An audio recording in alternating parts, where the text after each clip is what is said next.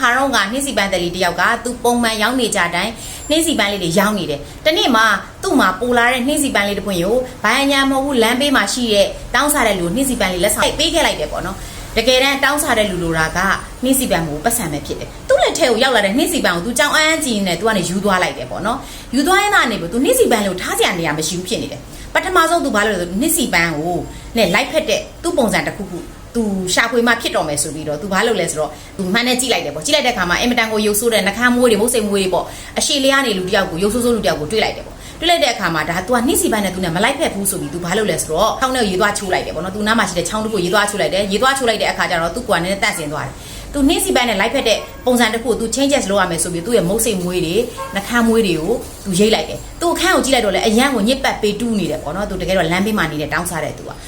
သူ့ရဲ့နေတဲ့တဲတာအိမ်တစ်ခုကနှင်းစီပန်းနဲ့လိုက်ဖက်မှာဖြစ်တော့မယ်ဆိုသူနေရာလေးတစ်ခုသူရှင်းလင်းလိုက်တယ်နောက်တစ်ခုကြလို့ရှိရင်သူ့အိယာခင်းကလည်းနှင်းစီပန်းနဲ့လိုက်ဖက်မှာဖြစ်မယ်ဆိုပြီးတော့သူနှင်းစီပန်းနဲ့လိုက်ဖက်တဲ့အိယာမျိုးလေးသူရှင်းလိုက်တယ်ဟုတ်ပြီဒီနှင်းစီပန်းလေးနဲ့လိုက်ဖက်တဲ့ထားလန်သူ့ရဲ့မိဖို့ချောင်းလေးရစပေါ့မိဖို့ခန်းလေးရစနှင်းစီပန်းနဲ့လိုက်ဖက်မှာဖြစ်မယ်ဆိုမိဖို့ခန်းလေးကိုရှင်းလိုက်တယ်နောက်ဆုံးရှင်းနဲ့တအိမ်လုံးကရှင်းလင်းသွားခဲ့တယ်ဒီနှင်းစီပန်းလေးကိုထားဖို့နေရာမရှိဘူးဒါကြောင့်နှင်းစီပန်းနဲ့လိုက်ဖက်မဲ့ပန်းအိုးလေးကိုသူရှာလိုက်တဲ့အခါမှာသူ့ရဲ့ဒေါင်းတနေရာမှာနှင်းစီပန်းအိုးလေးနဲ့နှင်းစီပန်းလေးနဲ့လိုက်ဖက်မဲ့ပန်းအိုးလေးကိုသူတွေ့သွားတယ်အဲ့ဒါမှသူကဘာဖြစ်လဲဆိုတော့ချောင်းထဲကိုပြေးတယ်အဲ့ဒါတို့ပန်းအိုးလေးကိုရေးတခြားဆေးတယ်ကြောက်စီကဲလှလှလေးတွေကောက်ပြီးတော့နှင်းစီပန်းလေးကိုထိုးလိုက်တယ်သူနှင်းစီပန်းလေးနဲ့သူ့ရဲ့မျက်နှာကိုသူကြည့်သူ့ရဲ့မှန်လေးမှာပြန်ကြည့်လိုက်တဲ့အခါမှာအင်တန်ကိုယောက်ျားပြီးသားတဲ့သူ့ရဲ့ပုံသူပြန်ရှာဖွေတွေ့ရှိသွားတယ်ဟာအဲ့ဒါဆိုလို့ရှိရင်ဒီနှင်းစီပန်းလေးနဲ့လိုက်ဖက်အောင်ငါတောင်းစားတဲ့လုပ်ကိုလုပ်စရာမလိုတော့ဘူးငါလုပ်တစ်ခုရှာမှဖြစ်မယ်ဆိုပြီးတော့ तू ကနှင်းစီပန်းလေးကိုအကြောင်းပြုပြီးတော့ तू ကတခါတည်းပဲ तू နဲ့လိုက်ဖက်မဲ့အလုပ်ကို तू ရှာဖွေတယ် तू သွားတယ်အလုပ်တွေရှာတယ်တနေ့လည်းမရအောင်နှစ်နေ့လည်းမရအောင်တစ်ပတ်လောက်ကြာတဲ့အခါမှာ तू ကိုအလုပ်တစ်ခုစခန့်လိုက်တယ် तू ဟာဘာဖြစ်လဲဆိုတော့ तू အဲ့ဒီမှာအလုပ်စရတယ်ပေါ့ဒါကနိုင်ငံခြားကနော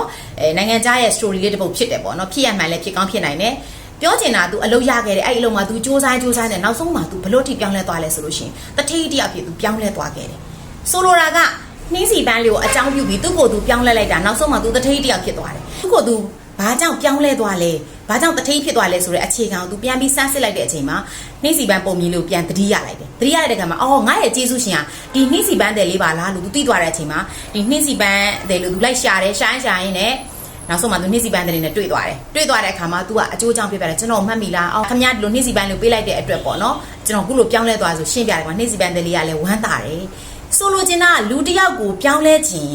အများကြီးလုပ်เสียမလို့သူ့ကို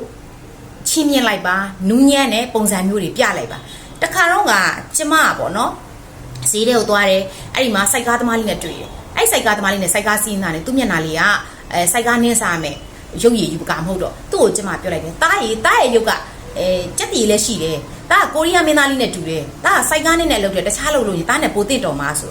ကျမသူ့ကို2လကြာမှပြန်တွေ့လိုက်တယ်။ तू ဘာလုပ်လဲဆိုစိုက်ကားမနှင်းတော့အန်တီတဲ့။တားဘာလုပ်နေလဲဆိုတော့ तू အသက်20လောက်ပဲရှိသေးတယ်။တားအခုပန်းတွေရောင်းနေတယ်တဲ့။ तू ပန်းအိုးလေးတွေထဲမှာပန်းအိုးလေးတွေမှာပန်းမင်းတွေပြိုးတယ်။မြေဆွေးတွေရှာတယ်။သူ့ဟန် तू ပန်းမင်းလေးတွေပြုစုပြိုးထားပြီး तू ရောင်းတယ်။ကျမဝမ်းသာတယ်။ပြောချင်တာလူတယောက်ကိုပြောင်းလဲခြင်းအရန်ကြမ်းတန်ခက်ထန်နေတော့ပြီးပြောင်းလဲစရာမလိုဘူး။ကိုယ့်ရဲ့အမှတ်တမဲ့စကားလေးကနေလူတိုင်းမှာအမှတ်တရဖြစ်ပြီးအပြောင်းလဲနိုင်ပါတယ်။ဒါကြောင့်မလို့ကိုယ့်ရဲ့အပြောဆိုတာလည်းသတိထားရမယ်။ကိုကြမ်းတန်ပြောရင်ပြောတဲ့အလျောက်သူ့ရဲ့တုံ့ပြန်မှုကလည်းကြမ်းတမ်းမှဖြစ်တယ်လို့ကိုယ့်ရဲ့နူးညံ့မှုအလျောက်လည်းသူတို့ဟာပြန်ပြီးတော့တုံ့ပြန်နိုင်တယ်ကိုဘာလို့ message ပေးခြင်းလဲသူတို့ဘာလေးရသွားစီခြင်းလဲမိတ်ဆွေစိုက်ပြိုးတဲ့အတိုင်းပဲမိတ်ဆွေပြန်ရမှာဖြစ်တယ်ကျမကလူတွေကို motivation တွေပေးနေတဲ့ teacher Rose ပါ bye bye